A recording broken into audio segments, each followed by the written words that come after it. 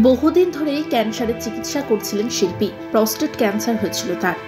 সেখান থেকে সংক্রমণ ছড়িয়ে পড়ে বোন ম্যারোতে। শেষে বোন ম্যারো ট্রান্সপ্লান্টও করানো হয়। এরপর 21শে নভেম্বর স্ট্রোক হয় শিল্পীর। তখনই হাসপাতালে ভর্তি করা হয় তাকে। স্নায়ু চিকিৎসক, মেডিসিন ও ক্যান্সার চিকিৎসকদের তত্ত্বাবধানে ছিলেন শিল্পী, কিন্তু সকল প্রচেষ্টার সমাপ্তি হলো। মঙ্গলবার 9 জানুয়ারি প্রয়াত হয়েছেন শিল্পী। আজ হবে তার শেষকৃত্য। মঙ্গলবার তার মৃত্যুর পর তার মরদেহ রাখা হয়েছিল পিস হেভেনে। বুধবার 10 জানুয়ারি রবীন্দ্র সদনে নিয়ে আসা হয় রশিদ খানকে। সেখানে তার অনুরাগীরা তাকে শেষ শ্রদ্ধা জানান। তারপর গান স্যালুটের মাধ্যমে তাকে শ্রদ্ধা জানানো হয়, পূর্ণ রাষ্ট্রমর্যাদা দেওয়া হয়। এদিন দূর দূর থেকে রশিদ খানের ভক্তরা হাজির হন রবীন্দ্র সদনে। প্রয়াত গায়ককে সম্মান জানাতে এসেছিলেন সকলেই। উপস্থিত ছিলেন মুখ্যমন্ত্রী নিজেও। তেমনি শিল্পীর মৃত্যুতে শোক প্রকাশ করেন প্রধানমন্ত্রী নরেন্দ্র মোদী।